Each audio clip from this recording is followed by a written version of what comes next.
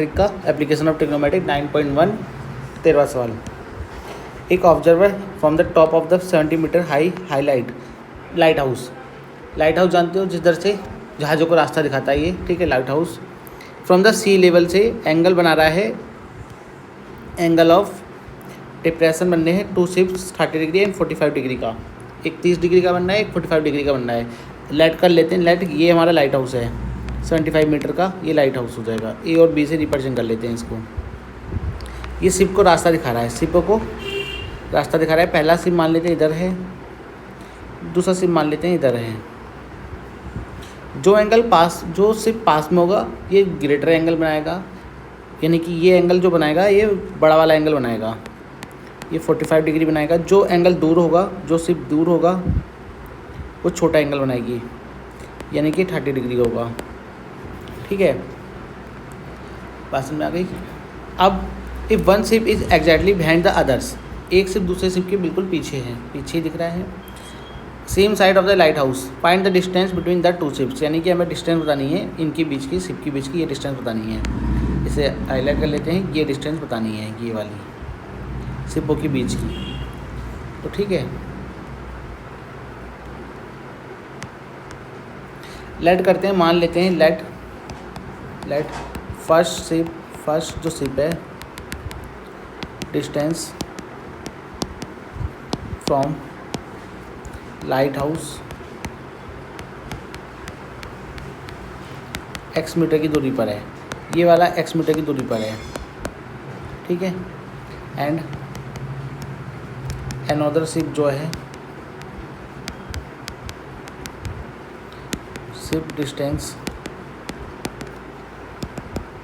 From light house y metre मान लेते हैं कि यानी कि इसकी पूरी की वो y मीटर की दूरी पर है, यहाँ से यहाँ तक, ठीक है। हमें क्या डिस्टेंस मेजर करनी है, we have to calculate y minus x.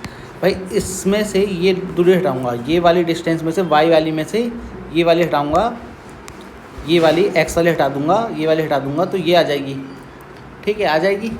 तो y माइनस एक्स चाहिए हमें। अब हम नाम ले लेते हैं, इसे सी दे देते हैं, इसे डी पॉइंट दे देते हैं, नाम दे दिया मैंने अपने मन से, ठीक। अब मैं क्या करूँगा, ट्रायंगल ए बी सी लूँगा, ट्रायंगल ए बी सी लूँगा। थीटा कितने डिग्री का बन रहा है, 45 डिग्री का। थीटा मेरे पास 45 डिग्री का है। अच्छा, परपेंडिकुलर मेरे पास है और बेस एक्स मान रखा है मैंने, तो tan थीटा मेरे पास लग जाएगा यहाँ पर। tan 45 परपेंडिकुलर अपॉन बेस होता है, परपेंडिकुलर हो जाएगी मेरे पास ए बी और बेस हो जाएगा मेरे पास ए सी। परपेंडिकुलर 25 मीटर है और बेस कितना है x, बेस कितना है x। 45 की वैल्यू 1 होती है,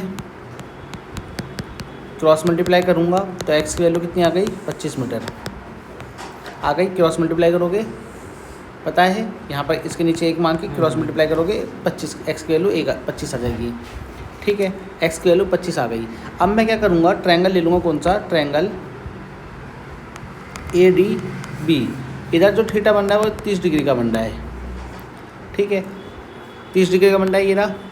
अब मेरे पास परपेंडिकुलर है और बेस मैंने कितना मान रखा है, y, बेस कितना मान रखा है, पूरा का पूरा y, ठीक। tan 30 लूँगा, tan 30 यानी कि परपेंडिकुलर मेरे पास ए बी है। अच्छा 75 था बेटा, 75 था ये, 25 नहीं था, ध्यान से देखो ना, 75 दे रखा है ये, ठीक है, 75 है, 75 यानी कि 75 है। x मेरा 75 आया है। अच्छा ए बी कितना है, 75 आएगा। बेस कितना है, y। tan 30 की वैल्यू 1/3। ए बी कितना है, 75।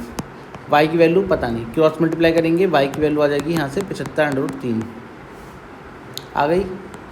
अब हमें डिस्टेंस क्या चाहिए थी, हमें कैलकुलेट करनी थी y माइनस एक्स, तो 75 माइनस 75 75 सॉल्व करेंगे। 75 को कॉमन ले लेंगे, √3 और इसकी वैल्यू 1, ये हमारी आंसर आ जाएगी। यानी कि the distance between 2 ship is 75 √-1 metre. आया सवाल समझ में, आसान था ना सवाल, ठीक है। जो है वन गोश्त के लिए आया